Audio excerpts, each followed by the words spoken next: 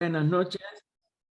Continuamos hoy, 1 de mayo de 2022, el estudio del compendio de la doctrina secreta en la página 178 y en el párrafo que dice esta evolución. Hay una beatitud y un poder más allá de nosotros mismos que vienen en ayuda de aquellos que están preparados para recibirlos. Volvámonos hacia aquellas grandes fuentes de las cuales emanan incesantemente la fortaleza y la inspiración para todos los que, olvidando el yo, están resueltos a aprender y a compartir sin reservas. Esta evolución, considerada como la mónada universal y la individualizada, y los aspectos principales de la energía evolucionante, después de la diferenciación, lo puramente espiritual, lo intelectual, lo psíquico y lo físico. Fíjense todos los niveles que hay de evolución. Esto es un paréntesis para que se aclare ello. La mónada es una y en su integridad es universal, pero también tiene un reflejo individualizado, que es lo que entonces llamamos una mónada humana. Pero no es una como separada de la mónada universal. Es nada más que un reflejo en un nivel en que se manifiesta al descender a los planos de la manifestación de un universo que son, bueno, ella surge o se manifiesta primariamente en el plano ádico, pero ya está reflejada para expresarse en el nivel individual que va descendiendo de Adi a Anupadaka al alma superior, y desde alma superior es que entonces entra lo que llamamos el sutratma, el hilo que engarza hoy se hablaba eso en la Interamericana por la mañana, que engarza las encarnaciones o que engarza en la individualidad con el cuerpo causal en su primera etapa. Pero ese mismo hilo es el que sigue descendiendo. Es un hilo de Atman, es decir, de ese espíritu, de esa mónada que se refleja, pero que es la vida una de todo el universo. Por eso en nosotros está todo. Pero a través de ese hilo, primero, hace un triángulo en el nivel superior del manas, o cuerpo causal, que le llamamos en teosofía. Y allí, Atma Buddhimanas es un átomo de los tres, hace un triangulito, que es la individualidad manifestada en el nivel espiritual, que eso es lo que pone ella, puramente espiritual. No, puramente espiritual es el triángulo arriba de la mónada en sí. Pero bueno, ya lo intelectual, lo psíquico y lo físico sí son sus reflejos en los niveles personales, donde aparece todavía más dividida o más reflejada o menos presente, porque no puede expresar toda su realidad. Y por eso se va constriñendo desde esa divinidad y esa espiritualidad a lo intelectual, lo psíquico, que es sobre todo los deseos y la vitalidad pránica, que están muy mezclados, y lo físico, que es nuestra personalidad manifestada en estos cuerpos. Entonces, después de aclarar eso, entre paréntesis, continuamos el texto. Esta evolución puede así formularse como una ley invariable, un descenso del espíritu a la materia. Eso es lo único que hace. Relacionar ese espíritu con niveles de materia.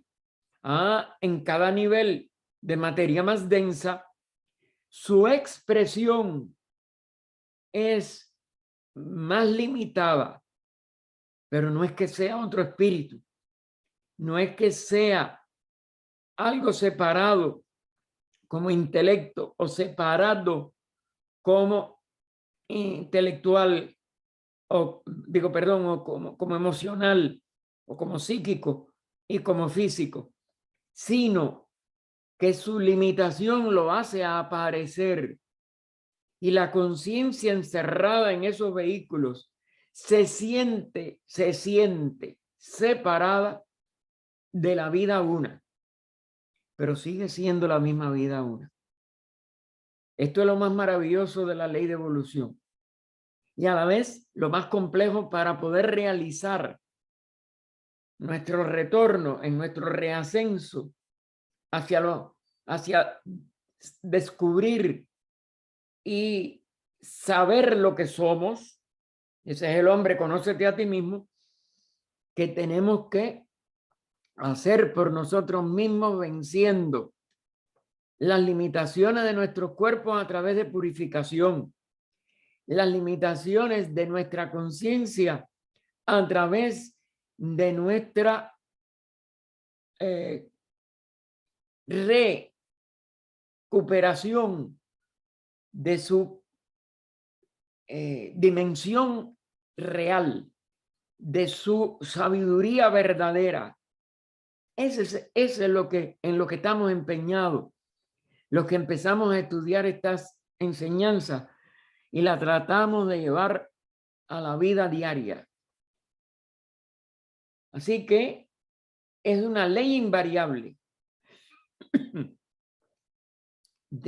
Hace que el espíritu descienda a la materia, pero a su vez, en todo ese proceso se produce un reascenso equivalente a un ascenso en la evolución física, una reascensión desde las profundidades de la materialidad hacia su status quo ante, es decir, al estado de sabiduría y de total expresión divina que antes de ese descenso podía expresar en su propio plano, y aprende a expresar en estos planos inferiores y en todos los niveles de materia.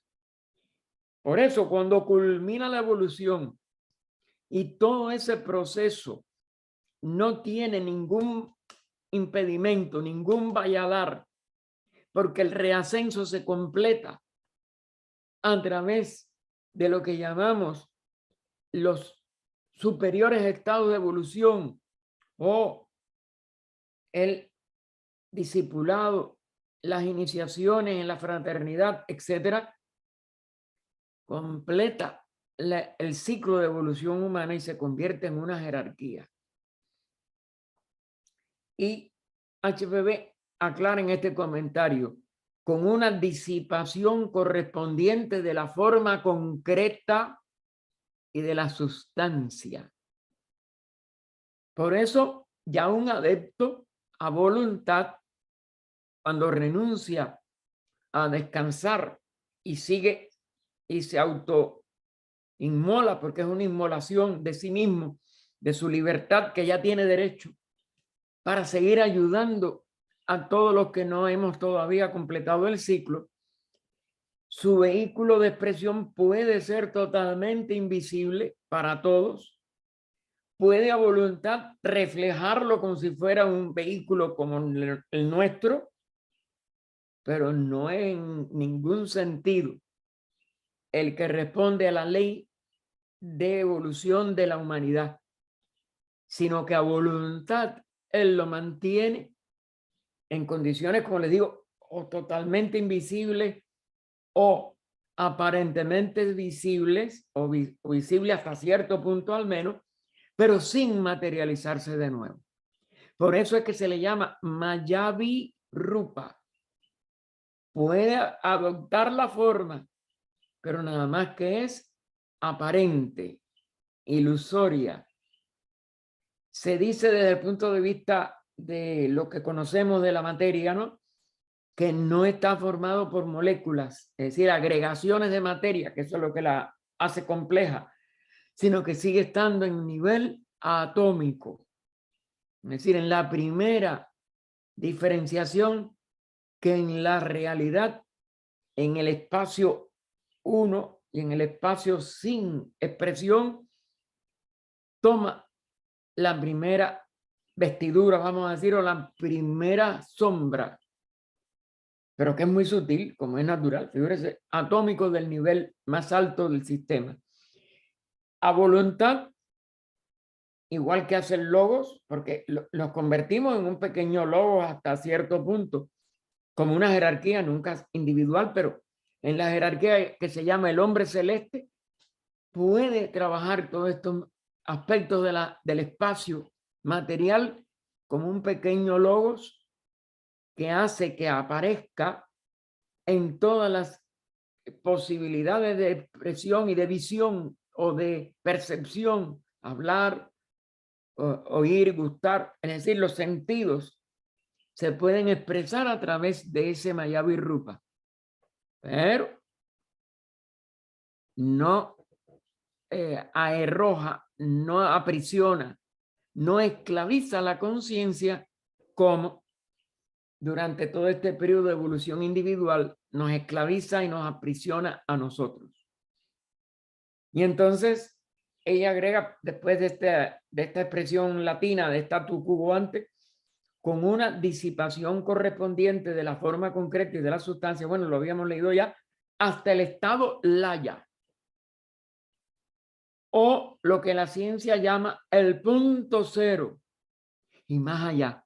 Claro, la ciencia no sabe que ese punto cero de lo que la ciencia puede registrar con sus instrumentos y los sentidos humanos, con sus cerebros y sus sentidos físicos, pues no es el último punto, como la división de los elementos de materia en química, que en la época de HPV todavía y hasta principios del siglo XX, oficialmente, aunque Madame Curie fuera una de las primeras científicas que se dio cuenta que no era el punto final, no era el punto cero, por eso se le llamaba átomos, pues, y se le sigue llamando átomos a los verdaderos puntos finales del sistema solar manifestado.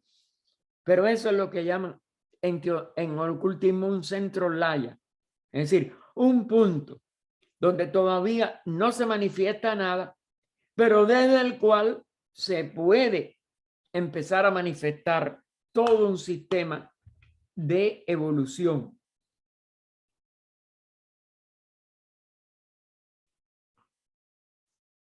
Y entonces en la frase, en el párrafo siguiente nos dice, los poderes planetarios superiores aparecen a los ojos del vidente, ya de un ser que ha dominado estas leyes de la vida y conciencia en la expresión del espacio o materia, bajo dos aspectos.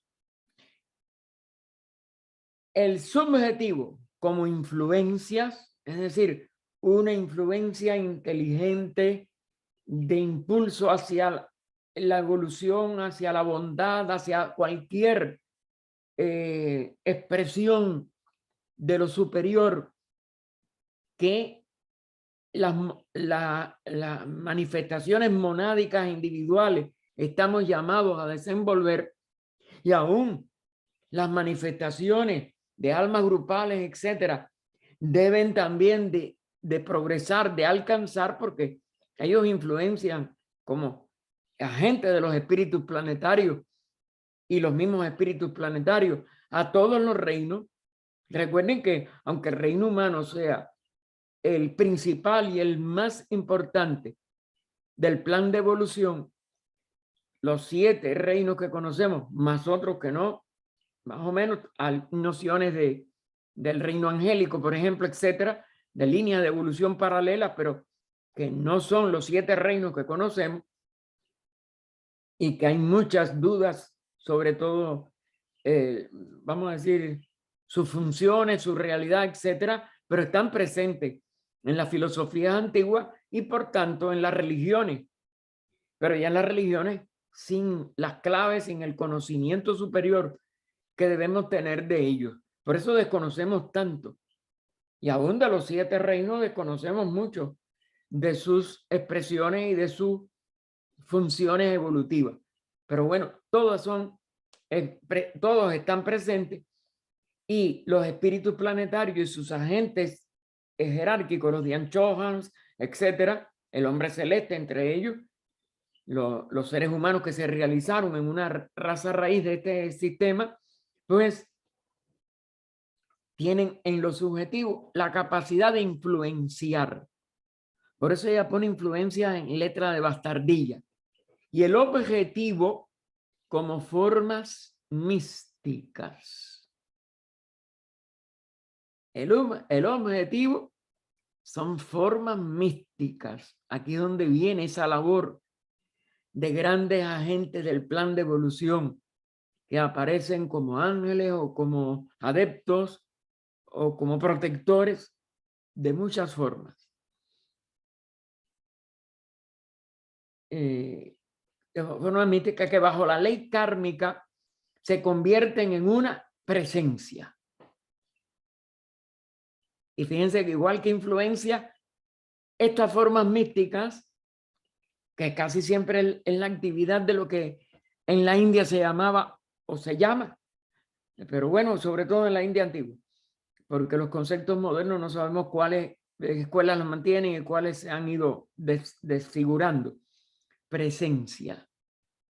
Ya es la presencia de un ser o de una apariencia de ser, aunque nada más que sea esta realidad no idéntica a los cuerpos nuestros, de expresiones de los poderes planetarios, el espíritu y la materia, siendo uno, como se ha dicho repetidamente.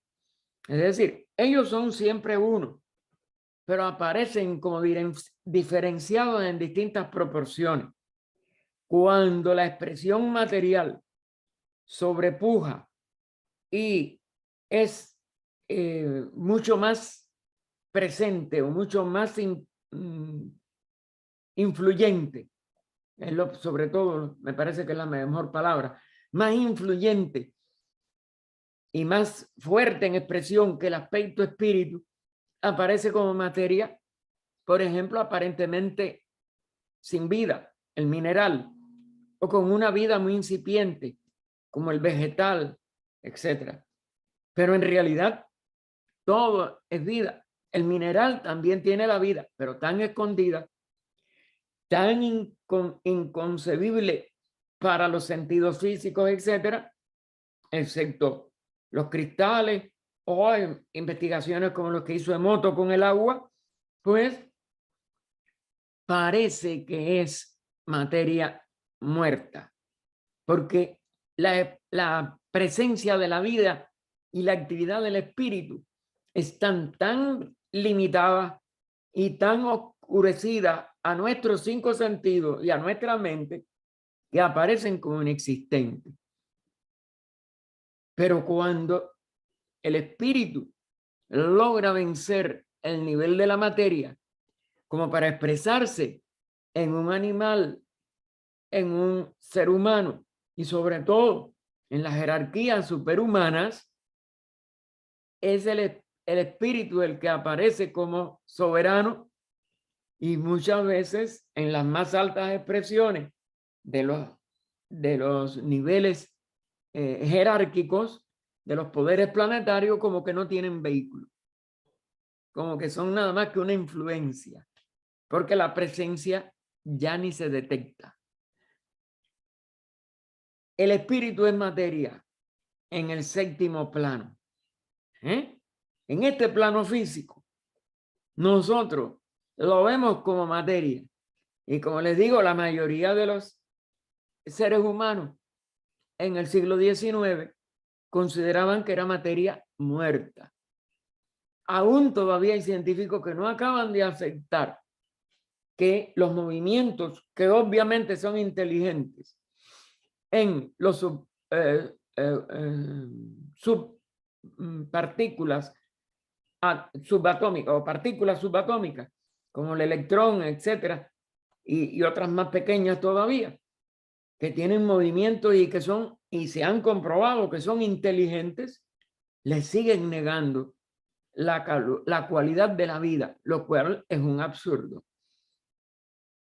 Por tanto, ella dice al final, la materia es espíritu en el punto más inferior de su actividad cíclica y ambos son maya. Ahí es donde está maya, porque aparecen modificando su realidad. La realidad nada más que la absoluta seidad, donde ambos están en el perfecto equilibrio de su unión total durante los pralayas y sus manifestaciones periódicas, que entonces vienen a ser así en ambivalentes, en que uno parece predominar sobre el otro, pero en el fondo los dos siguen siendo uno. Los átomos llenan la inmensidad del espacio y por su continua vibración son, y lo enfatiza en itálica, aquel, y ahora todo en mayúscula, movimiento que mantiene en perpetua marcha las ruedas de la vida. La ciencia está llegando a eso, pero no acaba de dar el paso. El ocultismo, los grandes seres, las instrucciones de la filosofía esotérica, de la doctrina esotérica, como se le quiera llamar, lo ha mantenido siempre, sin ningún momento o instante de variación, de duda, de posible negación de esta ley, porque esa es la ley fundamental de evolución. Esa obra interna es lo que produce el fenómeno natural llamado la correlación de fuerzas, que en muchos aspectos se empezaron a estudiar a través de Newton, sobre todo, la correlación de las distancias, la fuerza, centrípeta, centrífuga, toda una serie de avances de la ciencia externa que empezaron desde 1600, 1400, 1500, en muy poquitos expresiones de científicos, la mayoría de ellos muy calumniados, como el caso de Newton, por haber bebido en fuentes totalmente ocultistas, algunos conscientemente porque eran iniciados, otros porque su inteligencia, proveniente seguramente de encarnaciones muy luminosas, no podían ser obliteradas por la general ignorancia reinante después de la Edad Media o durante toda la Edad Media. Pero bueno, del derrumbe de la Edad Antigua, a partir del derrumbe de la Edad Antigua, durante el derrumbe del conocimiento y de la sabiduría impuesto por el fanatismo obtuso y totalmente falto de espiritualidad de los que persiguieron las religiones antiguas, que aunque muchas de ellas estaban degradadas, no lo vamos a negar, y no eran el esplendor filosófico de sus orígenes, pero por lo menos quedaban los textos que hubieran ido guiando a todo el que tuviera una inteligencia mayor. Esa obra interna es lo que produce el fenómeno natural llamado la correlación de fuerzas, solo que en el origen de cada una de tales fuerzas, y lo pone ahora entre comillas, pero con inicial mayúscula, como lo puso al principio, se halla el noumeno o causa consciente, y lo enfatiza en itálica. Estos nómenos no pueden ser inconscientes, son un nivel de expresión de la vida que no ha sido obliterada en ese nivel. Por eso es un nómeno o causa de un fenómeno que sí puede aparecer como exento de conciencia o cuando excepto no hay ninguno, o más bien con la conciencia obliterada, impedida, constreñida, esclavizada a su expresión material. Y entonces, estas fuerzas son las que dentro de ella, en el origen de cada una de ellas, está el nómeno consciente director de esas fuerzas, de las mismas. Ya le llamemos ángel, o Dios, espíritu, o demonio, poderes directores, aunque los mismos. Es decir, el nombre no es lo que importa. Lo que importa es la realidad de esa expresión del espíritu que rige conscientemente como un nómeno todos los fenómenos. Porque en realidad es una unidad que se manifiesta como diversidad. Y el 16, recuerden que estos son resúmenes de los distintos números que en la segunda parte del volumen primero de inglés, que constituyen en nuestra edición de la Doctrina Secreta en español, el segundo tomo, pues ella dedicó a evolución cíclica y karma. Dos conceptos que son fundamentales de las enseñanzas de la fraternidad de adeptos o de la filosofía esotérica o de la doctrina esotérica. Los ciclos. Lo fundamental es que a cada gran ciclo de actividad o manifestación sigue un ciclo idéntico de reposo o desaparición aparente, porque lo que se sume en el origen, en la fuente de donde surgió todo, pero que objetivamente, igual que nos pasa con nuestros cuerpos físicos, se denomina la muerte de un universo. No hay muerte. Disuelve conscientemente su expresión porque ha llegado el momento del reposo. Estos ciclos alternos de actividad total y reposo total son los que se llaman manvántaras pralayas o mahamanvántaras, mahapralayas, los grandes, y los pequeños, pues pueden llamarse manvántaras también, pero no mahamanvántaras. Manvántaras, kalpas,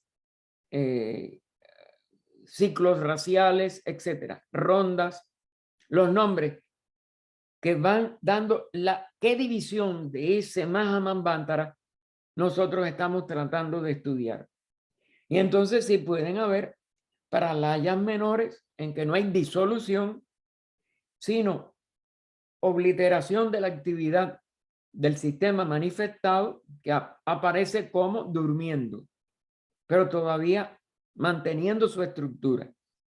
Y aún pueden ser nada más que oscuraciones en que queda la vida, pero muy reducida, mientras que el foco de vida está en otro de los globos que bueno, por lo menos en nuestro sistema todos son 7, que son 7 aspectos de una grada. En la primera etapa, un primer globo muy sutil, uno segundo un poquito más denso, un tercero más denso y el cuarto lo más denso de ese ciclo, porque eso también es cíclico. Puede o no llegar al nivel físico. Los niveles medios de 7 grandes grupos, ya sean 7 rondas, 7 cadenas, 7 encarnaciones de la cadena planetaria, pues van a ser más materiales los cuartos, el primero muy sutil, el segundo menos sutil, el tercero igual. La misma gradación de un sistema de 7 planetas lo tienen todos los ciclos menores que hayan en el ciclo mayor, ciclos menores en el ciclo mayor de esa respectiva etapa de manifestación o de Manvantara. Y esto es rítmico. Y una vez que una persona la desentraña, pues le es muy fácil comprender cualquiera de los ciclos incluidos dentro del ciclo que haya comprendido o que esté por arriba del ciclo comprendido. Comprendiendo uno, la clave para todos está a disposición de uno. Entonces, el primer párrafo nos dice: la evolución espiritual del hombre inmortal, interno, lo enfatiza, constituye la doctrina fundamental de las ciencias ocultas. Es el hombre lo fundamental. Es el ciclo, como si dijéramos los ciclos, porque incluye, pero bueno, el ciclo de evolución humana, que incluye muchos ciclos de expresión y muchos periodos intermedios, etcétera, es el principal ciclo de todos los ciclos que se incluyen en esta ley de evolución. Porque el ser humano, la evolución humana, es la más importante de todas esas expresiones. Y muchos de los anteriores son nada más que preparaciones para llegar al nivel humano. Y muchos de los posteriores son nada más que las expresiones jerárquicas para poder seguir ayudando a este proceso evolutivo de este importante reino, que es el reino humano, el único que es individual y que adquiere internamente, como ella enfatizó, por sí mismo la inmortalidad. La expresión inmortal, porque la inmortalidad es como éramos,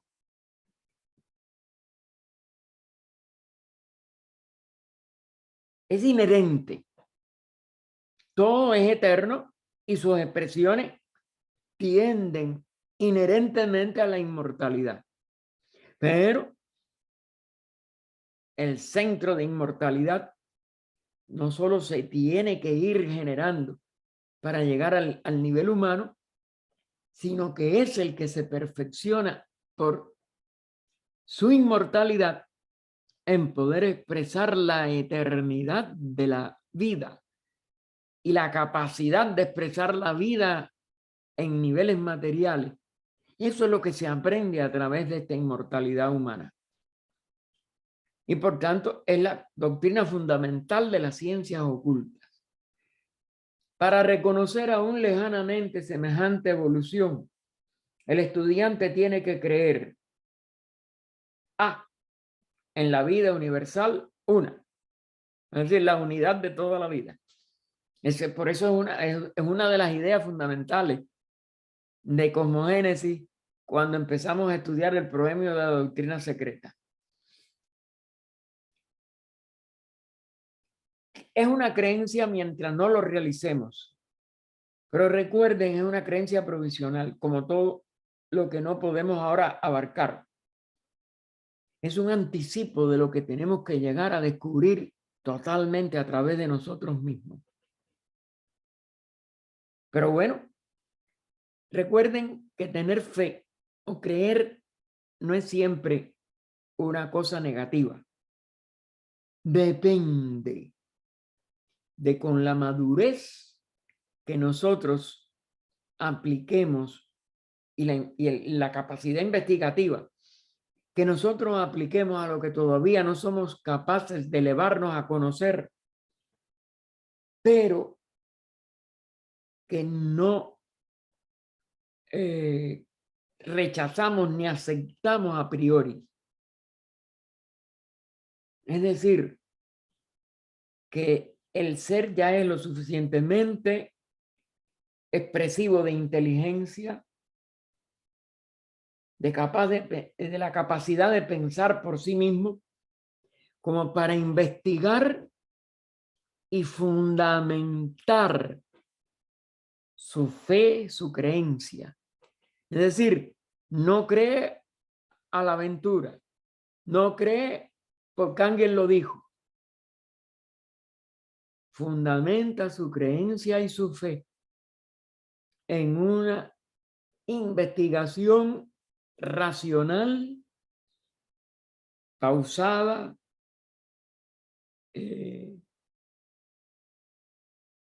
y bien estructurada, porque hay que estructurarla dentro de uno, de esa investigación, para que la creencia sea lógica, racional, probable y hasta con cierta certeza de que si no es exactamente lo que logramos nosotros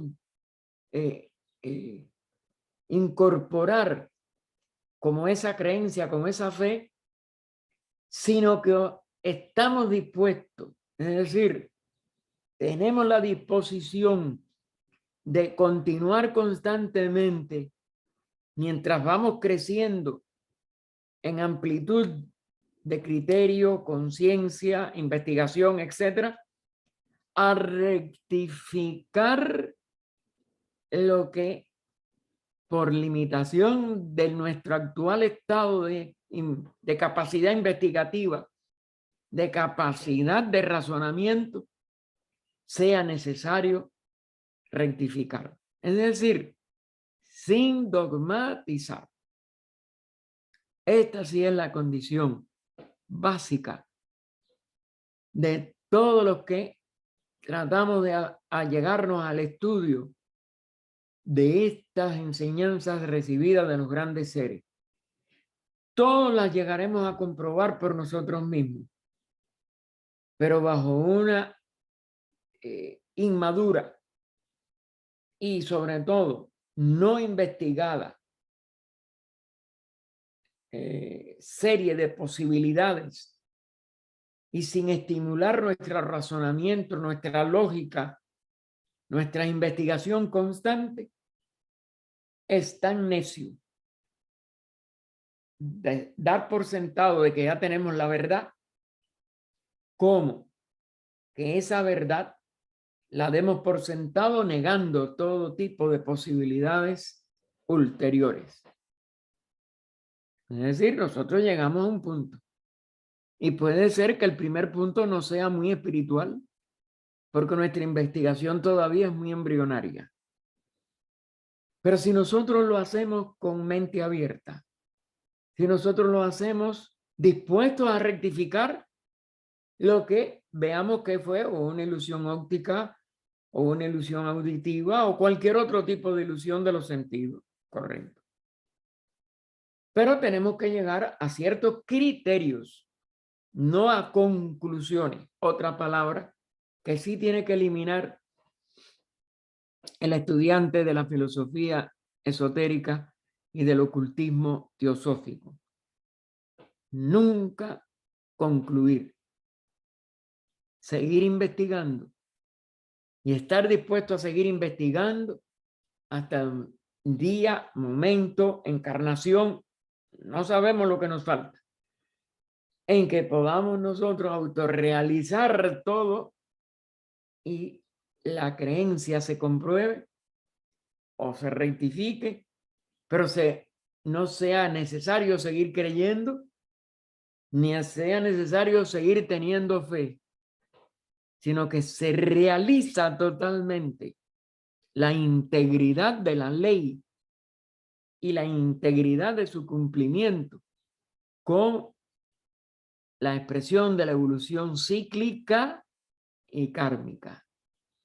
Es decir, que eso tiene un punto culminante con respecto a cada etapa. Lo que estamos ahora viendo es la etapa de los 7 reinos y la evolución que culmina en la humanidad que alcanza la perfección, el adeptado. Mientras tanto, mientras no alcancemos esa estatura, no podemos concluir ninguno de los aspectos que investigamos Y no podemos convertir en dogma ninguna de nuestras creencias por fe razonada que hayamos alcanzado, sino que seguimos abiertos a que no lo hemos comprobado como vivencia, como realización de sabiduría divina. Y entonces, bueno, hay que creer en esta vida universal, una independiente de la materia manifestada, o lo que la ciencia considera como materia actual. Por eso les digo, manifestada a nuestro sentido, es decir, la materia física. Recuerden que por muy sutil que sea y por muy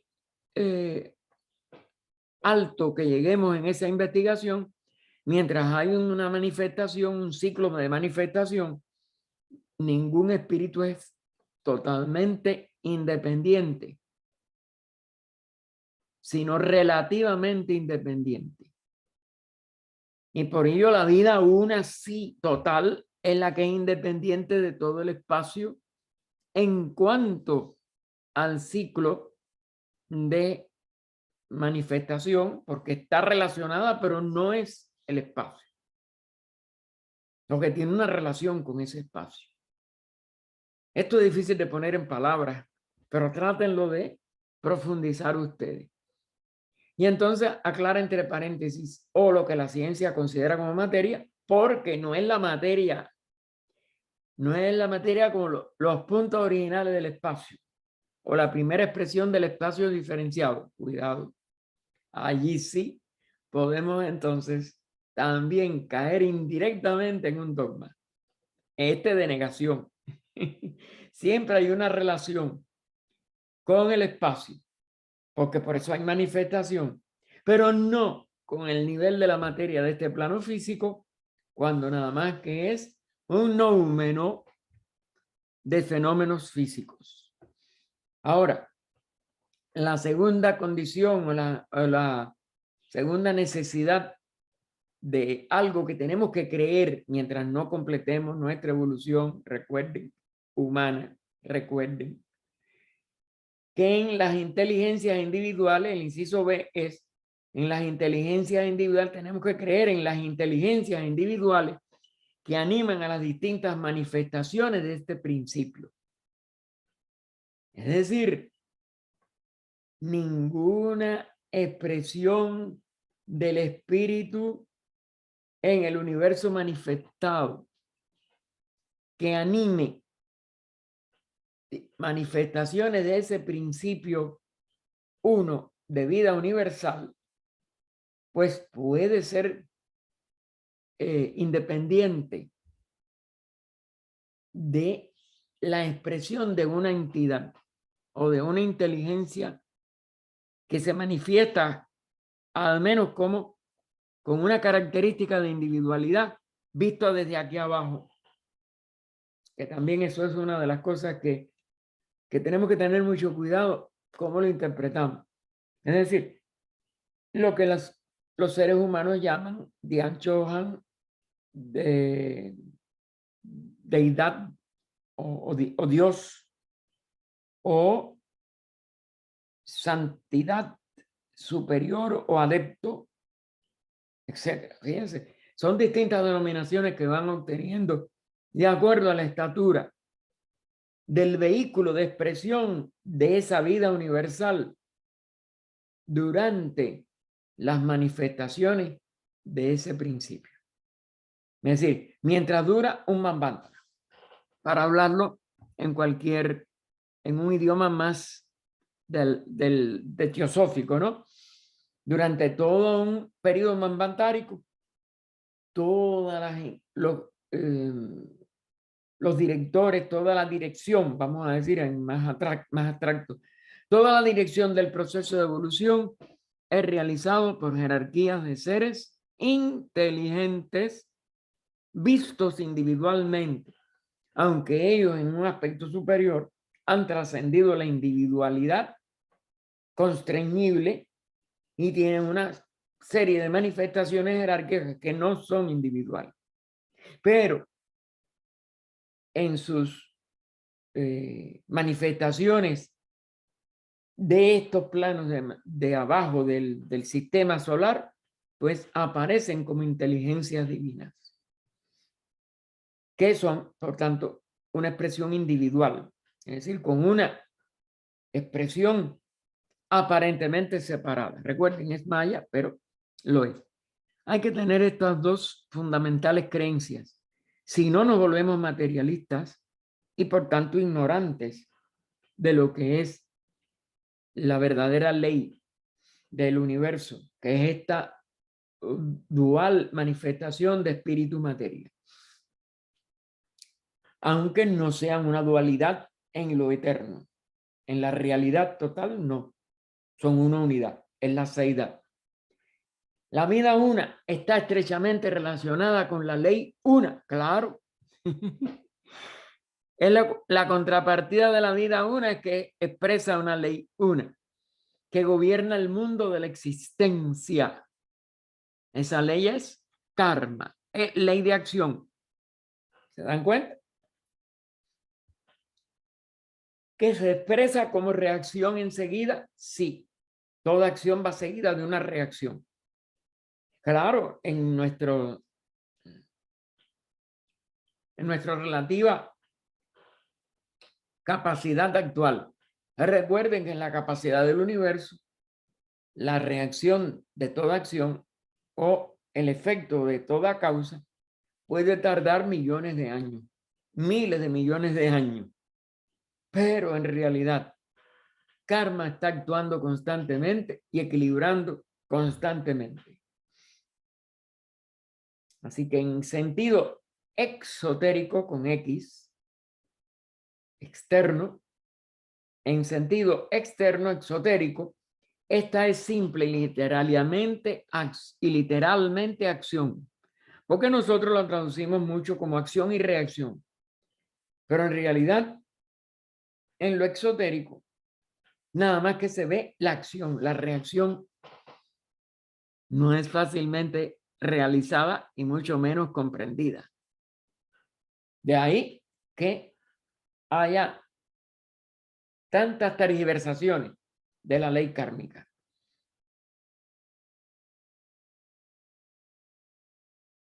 Esotéricamente, sin embargo, es decir, en lo exotérico sí es acción que causa o causa que produce un efecto o reacción. Esotéricamente es una cosa por completo distinta. En sus efectos morales de mayor alcance. Es la ley de retribución infalible. Y fíjense cómo lo pone en mayúsculas, ley de retribución. Infalible.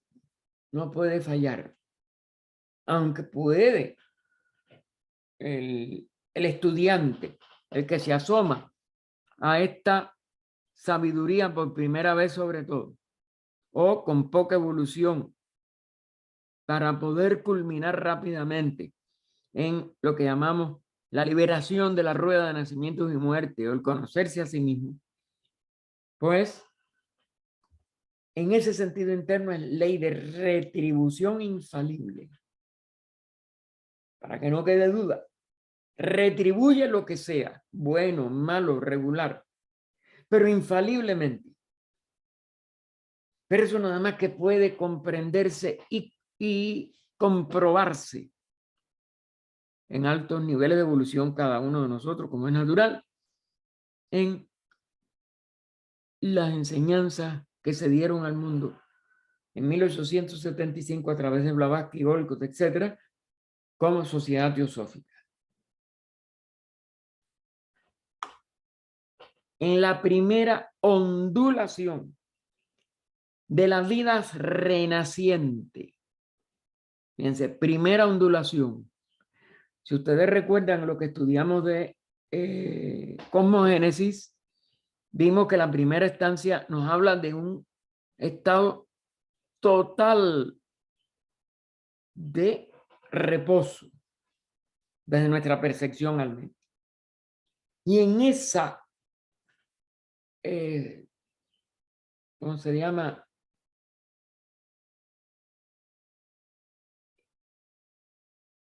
En esa situación, es que en las palabras aquí En ese estado, vamos a decir, de final de un pralaya, se nos anuncia que está al terminar ese estado de total disolución, de total reposo. Pero en la segunda ya se nos dice, todavía no ha empezado, pero ya se ve que va a empezar. Y ya entonces se empieza a nombrar a esta primera expresión de la, o primera ondulación de la vida renaciente. Ese va a ser lo que en el Tíbet y en el Oriente se llama Swababat, o porque la V suena más bien como U, Swababat o Swabawat, porque el final debe ser igual, más o menos, aunque estos sonidos yo no los sé en sánscrito y puede ser que esté diciéndoles un disparate. Y entonces, ¿cómo se designa a este Swababat? Que es la primera ondulación, ya después toma otros nombres, pero ahí en la primera ondulación, la primera vibración, vamos a decir, y por tanto la primera onda de esa serie de vibraciones, es la radiación mutable de la tiniebla inmutable, inconsciente en la eternidad. Fíjense que qué rejuego de palabras para decirnos que va a ser lo primero que se muda, que se muta dentro de una inmutabilidad totalmente inconsciente en la eternidad.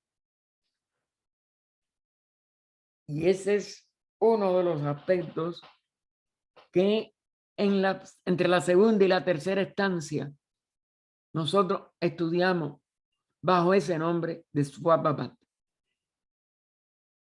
Pasa en cada nuevo nacimiento del cosmos. Cada nacimiento del cosmos tiene esa primera ondulación, tiene esa primera vibración.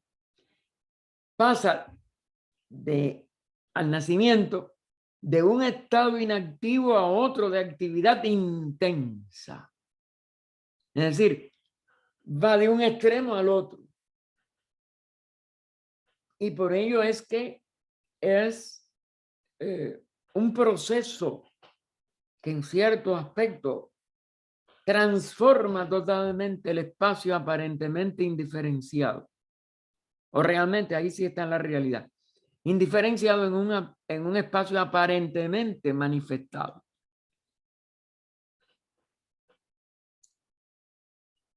Pasa en cada nuevo renacimiento del cosmos de un estado inactivo a otro de actividad intensa. Se diferencia, aunque no hay diferencia verdadera, en maya, y comienza entonces su obra a través de esa diferenciación. Nosotros somos parte de esta diferenciación, pero ya en un estado, figúrense, de total culminación de aquello que parecía que no se iba a diferenciar de nuevo o que había desaparecido para siempre. Y sin embargo, resurge. Esta obra, es decir, esta acción de algo que estaba inactivo, su primera acción que va a cambiar de inactividad total a actividad intensa. Eso es lo que es karma. Porque es lo que es fundamental, la acción para que el universo despierte. Que en un sentido más, vamos a decir, más reposado, cuando vamos a contemplar la ley kármica, nos dice que en el alcance extremo, el alcance mayor, es retribución infalible. Es decir, va a compensar todo lo que la acción pueda desequilibrar durante el ciclo de manifestación. Y va a garantizar que al volver al pralaya, al volver a cesar su expresión, va a regresar retributivamente todos los efectos. Es decir, si un reino empezó a tratar de despertarse del reino mineral, va a cumplir toda la evolución vegetal en ese periodo de Mahamandvantara y va a poder, después de la disolución en otro reposo, otro sueño, otra disolución aparente, va a expresarse en el reino animal a la siguiente etapa. Y el que era animal va a expresarse en humano. El que era el último reino elemental va a expresarse en reino mineral y así sucesivamente. Karma es lo que hace que todo ello sea esa expresión de la acción fundamental.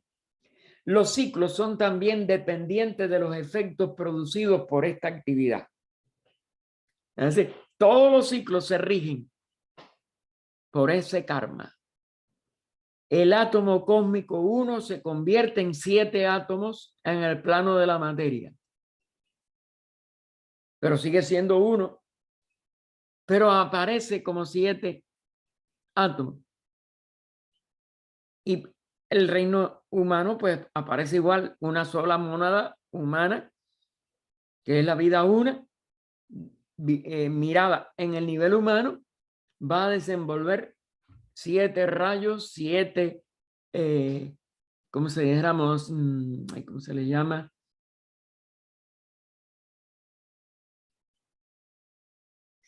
7 grupos de mónadas, no me acuerdo ahora, tiene su nombre, pero bien, no importa. 7 grandes agrupaciones monádicas para expresar 7 razas en 7 continentes, en 7 rondas, en 7 periodos mundiales, etcétera, etcétera, etcétera. Pero nada más que karma. Acción de ese ciclo, todo inteligente y todo complementario. Y cada uno de los 7 es transformado en un centro de energía. Ese mismo átomo se convierte en 7 rayos en el plano del espíritu y las 7 fuerzas creadoras de la naturaleza, radiando de la esencia raíz.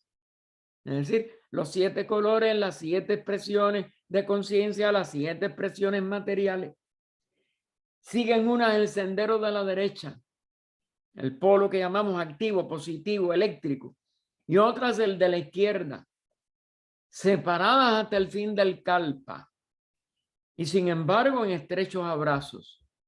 ¿Qué las une? Karma. Porque en realidad no están separadas. Recuerde que son polarizaciones vibratorias.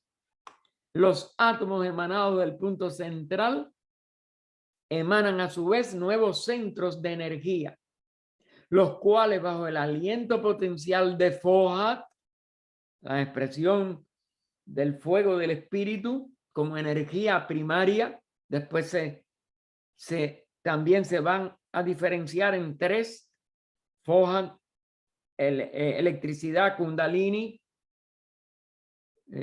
bueno, prana, electricidad, kundalini, principian su obra de adentro a afuera y multiplican otros centros menores.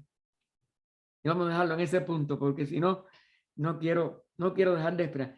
Fíjense cómo es una unidad que sigue apareciendo como multiplicidad en 7 de 7 de 7, sub 7, etcétera. Entonces continuaremos en el segundo renglón de la página 180.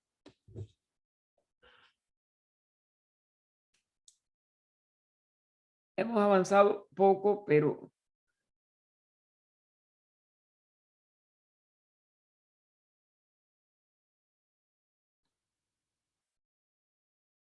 el próximo domingo, que es Loto Blanco, Día del Loto Blanco, tendremos nuestra dedicación a nuestra fundadora HPB, aunque en otros vamos a tener las lecturas que ella pidió, haremos alguna referencia a eso para los que no estuvieron, si alguno no ha estado, pero como cada domingo tenemos una serie de actividades que nos van a permitir celebrar el Loto Blanco por todo lo alto.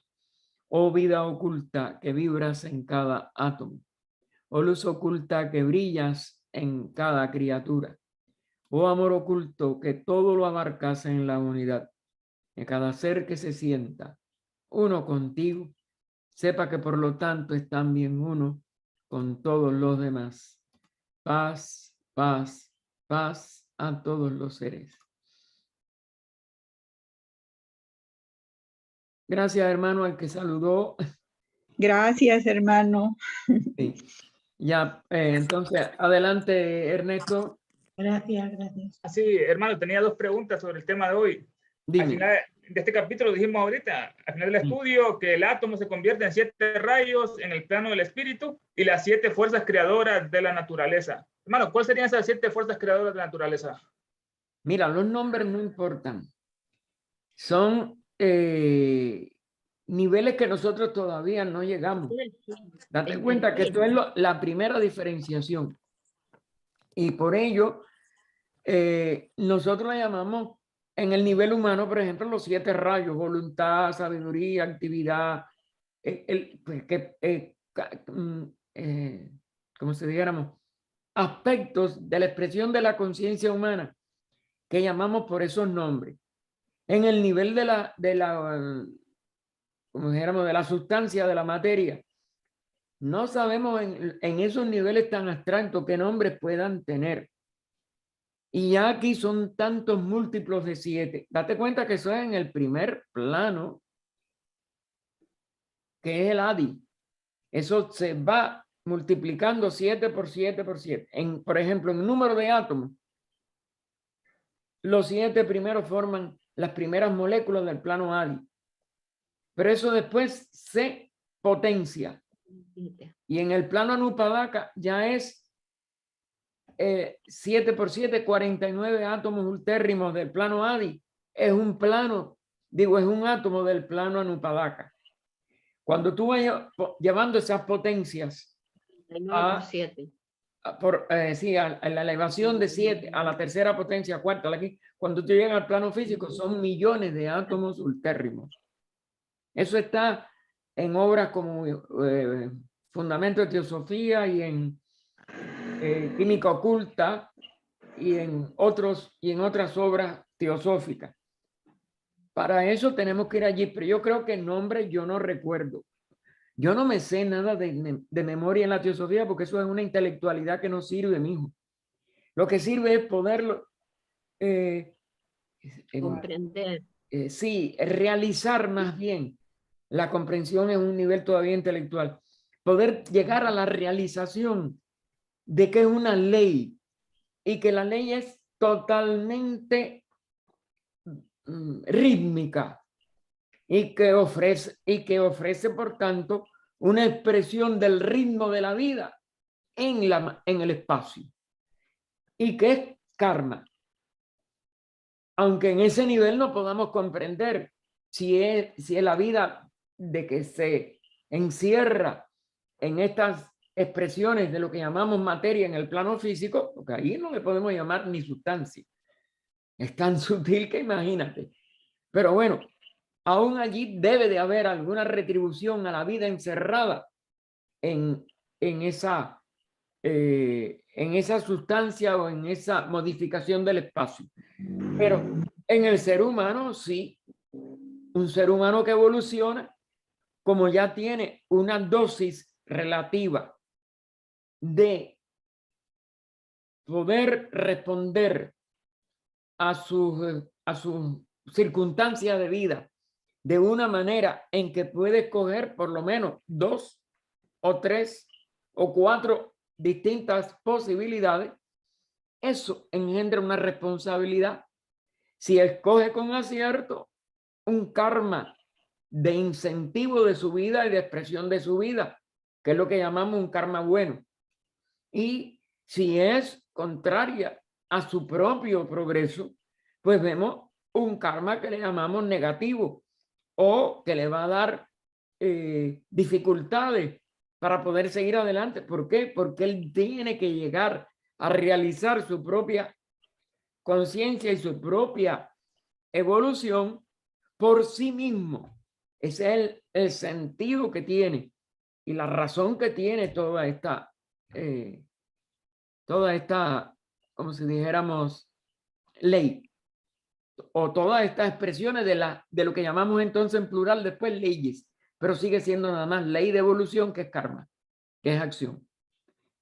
El nombre no creo que te vaya a decir nada, ni puedes hacer nada con el nombre en ese plano, que ninguno de nosotros llega conscientemente todavía.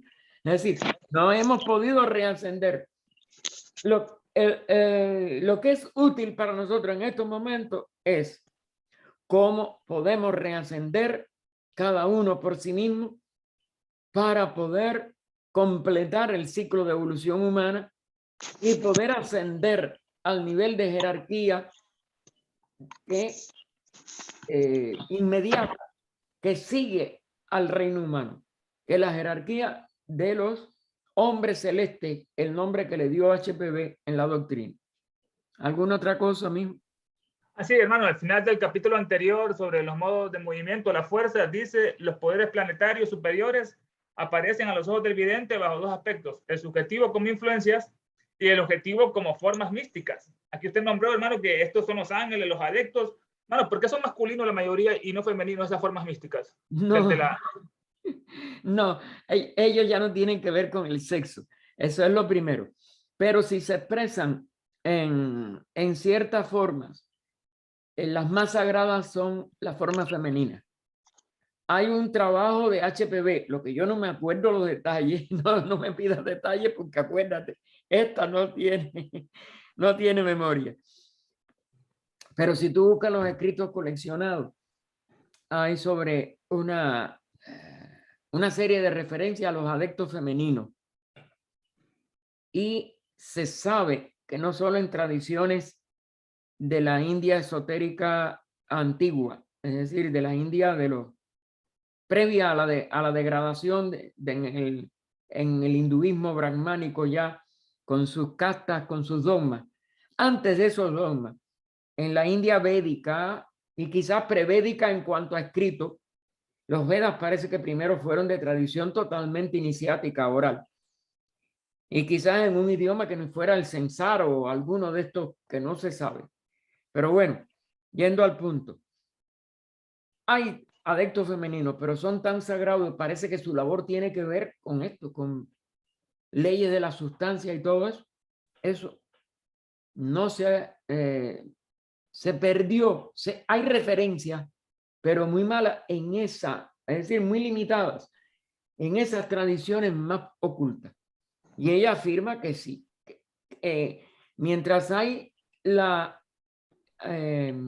apariencia, no solo las influencias, sino la apariencia, hay adeptos femeninos, pero parece que es muy sagrado y no se habla de ello, porque tienen que ver con, pueden hacer, vamos a decir, pueden manejar la procreación de la naturaleza. Eso es muy sagrado y el ser humano tiene muy, es decir, muy degradado la función creativa de la misma, por ejemplo, maternidad, etcétera, y de la forma en que se abusan de las mujeres, como se les veja. Eso engendra karmas muy terribles y es lo que ha ensuciado el sexo y ha ensuciado la función reproductora. Se tiene que rescatar, se tiene que elevar antes de que desaparezca, porque nada puede desaparecer con el karma tan complejo que hay. La mayoría de los dogmáticos, por ejemplo, en este país que hay una proliferación de dogmas por las líneas cristianas y judaicas, lo que quieren es a la fuerza tener leyes que lleven a la cárcel al que ayuda a una mujer a abortar y a ella misma también, si viola la ley, hay una serie de cosas tan horribles.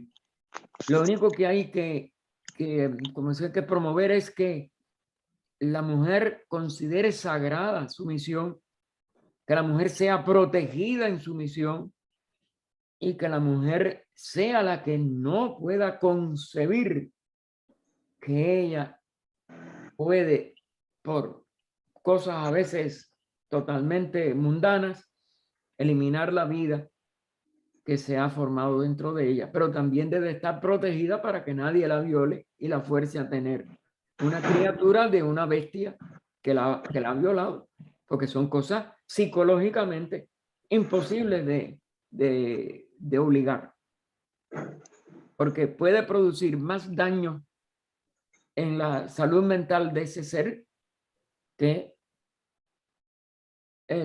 el tronchar una vida. Así que todo eso tiene que ser con sabiduría. La forma ignorante en que se está enfrentando todo eso, y sobre todo dogmática o materialista exclusivamente, las dos son dos extremos que se unen en ignorancia. Es lo que pienso, ¿no? Ahora, de que existe, busca ese escrito de HPB y verás, ella lo habla, pero también muy veladamente y no da detalles. ¿Algo más, mijo? Gracias, hermano. Adelante, Sergio.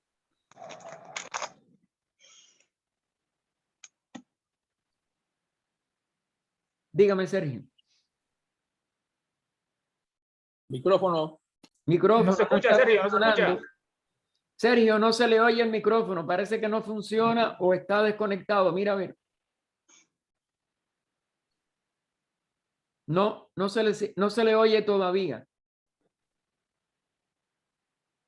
Lo puede Revisa poner el por volumen. escrito. Revisa el volumen. O manda un mensaje. O póngamelo en el chat. Hágame la pregunta, con mucho gusto se la respondemos.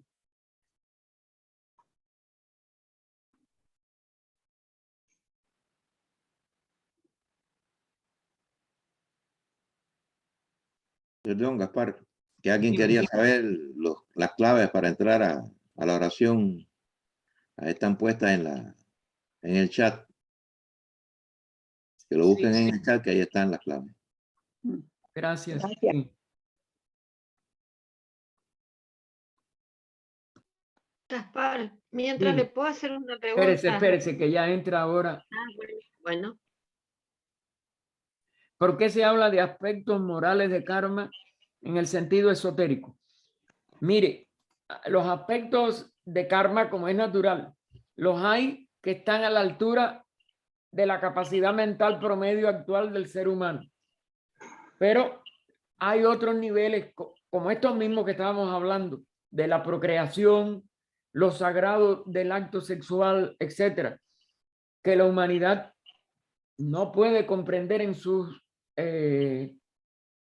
estado actual de evolución, y que darle las consecuencias de todas esas violaciones sería tan cruel, o podría eso mismo afectar la evolución mental, que es preferible hasta cierto punto tratar de que se enfatice que es un acto de creación, que es un acto muy profundo desde el punto de vista espiritual, etcétera. Ahora imagínense, si eso es una función tan física como es la procreación, imagínense los misterios de la conciencia evolucionante. Son todavía más imposibles de comprender en nuestro estado de evolución actual, y nos llevaría a quizás a horrorizarnos de nosotros mismos o a no podernos comprender. Aparte, mucho de lo esotérico de cualquier tema y de cualquier ley no tiene posibilidad de ponerse en los idiomas actuales. Cuando la conciencia humana se vaya adentrando más en los niveles de sí mismo, en el autodescubrimiento que tenemos que hacer de nosotros mismos, todo lo que es esotérico irá adviniendo a la conciencia vigílica del ser que está evolucionando. Y eso es lo que podemos, yo creo, más apresurar si nosotros de verdad nos aplicamos al estudio de nuestra propia conciencia.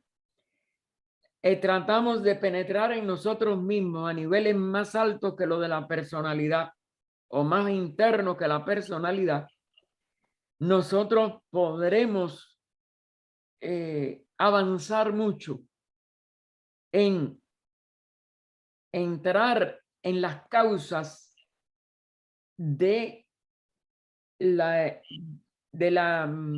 etapas de evolución de cada uno de nosotros, porque todos nosotros tenemos ciertas etapas de evolución y eso se puede acelerar y se acelera el reascenso hacia la liberación de la rueda de nacimiento y muerte, y sobre todo a la decisión que tiene que tomar quien se acerca a ese portal superior, lo que se vio en la voz del silencio en el seminario de Costa Rica, que tenemos que nosotros tomar en las manos la decisión de si egoístamente nos vamos a descansar o inegoístamente soportamos el peso de la manifestación sin necesidad, sin ser un ciclo necesario ya para nosotros, pero para acelerar la redención de la vida una en el reino humano actual. Porque claro, cada reino tiene esa una posibilidad o una necesidad kármica de hacer algo. La nuestra es elevarnos desde la humanidad al hombre celeste, a una sola expresión de la vida, como una jerarquía que pueda auxiliar el logos para el siguiente ciclo, la siguiente encarnación del logos planetario nuestro y la siguiente humanidad nuestra. No sé si hemos... Ok, gracias. ¿Algo más? Sí, gracias entonces, Sergio. ¿Algo más? Bien, entonces... No, Gaspar, A ver, le quería Mirce. preguntar. Dime. A lo mejor es muy sonsa la pregunta, ¿no? La tendría que saber a esta altura. El átomo ultérrimo, ¿a qué se refiere usted? ¿Al primero? Sí, el ultérrimo de cada plano es la expresión más alta, o vamos a decir, o más pequeña del espacio dentro de ese plano.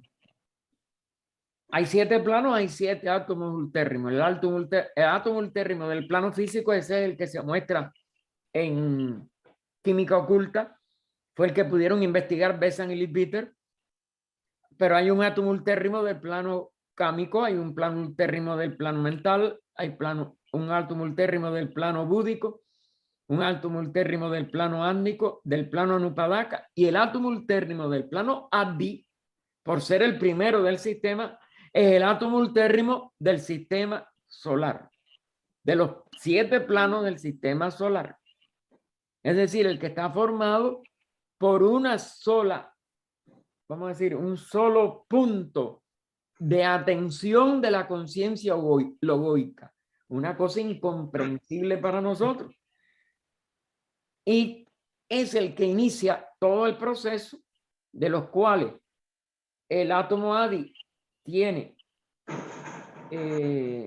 49, el átomo Anupadaka 7 a la tercera potencia, porque 49 es 7 al cuadrado, es así, hacia abajo, y el átomo físico te da millones de átomos ultérrimos del plano ádico. Sí, eso lo entendí, lo que le explicó a Ok. Ernesto. Gracias, gracias, Gaspar. ¿Alguien más? Bien, bueno, hermano, en 1 hora y 10 minutos. Ahí están todos los usos horarios, los que puedan y quieran participar. Gracias. La oración de sanación. que la Orden Teosófica del Servicio de México hace todos los domingos. Tenemos la misión de dirigir hoy esa oración que ustedes saben que también estamos empezando en todos los domingos con una dedicación por la paz del mundo, dada la situación crítica que hay en el mundo. Y después pedimos por todas las personas enfermas que nos han dado ya nombre, aunque se puede añadir antes de que empecemos también cualquier nombre que ustedes quieran. Ya hasta ayer Lucila había recibido una lista de esos hermanos y hoy se van a aceptar los que también se conecten si no lo habían podido dar. Si lo dieron, nada más que si acaso quieren verificar, nos lo pueden preguntar y lo buscamos. Los tenemos y ya los últimos domingos se ha hecho así en orden alfabético y es muy fácil buscar por el inicial del nombre, del primer nombre de la persona, no los apellidos. Y entonces, pero los tenemos para que cualquier persona que tenga duda o que no tenga la certeza de que se llegó a tomar su nombre, que tenga la seguridad antes de que empiece el servicio.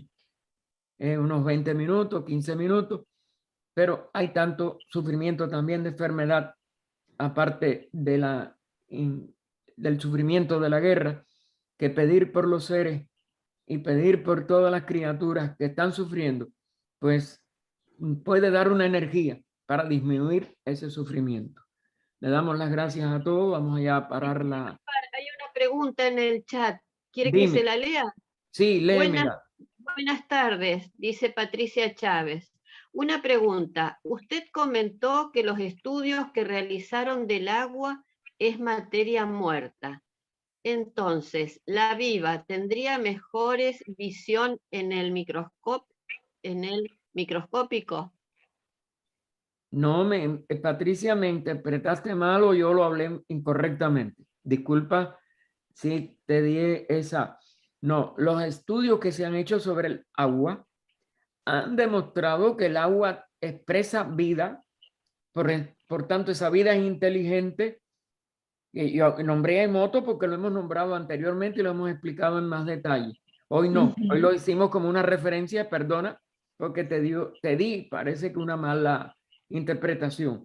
Mira, Emoto hizo, como si dijéramos, puso agua en distintos depósitos y a los depósitos le puso etiquetas de alabanza, de amor, de cosas positivas, o le puso etiquetas de insultos, vejaciones, y eso se pone a congelar. Y también se le puso música positiva de grandes compositores como Beethoven, por ejemplo, la Quinta Sinfonía, la Sinfonía del Karma, la Novena, la Oda a la Alegría de Chile, etcétera, o música de, vamos a decir, de desarmonías o de formas groseras de expresar esas desarmonías. Y entonces todo lo que es positivo, esos cristales del agua, el agua cristaliza cuando se congela, son cristales preciosos, cristales que parecen a veces obras de arte. Todo lo que se hizo todo lo que se cristalizó en aguas que se le había insultado, que se había vejado o habían puesto música no superior, no mística, no espiritual, pues son cristales horribles, se ponen no cogen brillo, etcétera. Es decir, es todo lo contrario. Toda agua vive, a no ser que se le dé un veneno, porque aún el reino mineral es susceptible de ser envenenado. Eso se ha demostrado desde el principio del siglo XX por Chandra Bose. Esos experimentos de Chandra Bose no están completos, pero sí están sintetizados por Annie Besant en su libro Un estudio sobre la conciencia. Pero bueno, en la época de Annie Besant, Emoto no existía. Emoto es del fines del siglo XIX, XX y principios del siglo XXI. ¿Algo más? ¿Sí ha quedado No, claro? no hay nada más. No, no hay nada más. Ok. Bueno, entonces tengan ustedes, ya les digo, una buena semana a los que no vean la semana y muchas cosas buenas también para los que puedan estar con nosotros. Gracias. Ahí está, como dijo José, las coordenadas para poder entrar, también es por Zoom, a la Orden Teosófica de Servicio de México en 1 hora, en estos Gracias. 5 minutos en estos momentos. Gracias. Buenas tardes, buenas noches. Gracias, hermano. Gracias, buenas tardes. Gracias. Gracias, Gaspar. Muchas gracias. Gracias. Gracias. Gracias. Gracias. Gracias. Gracias, Gaspar. Gracias.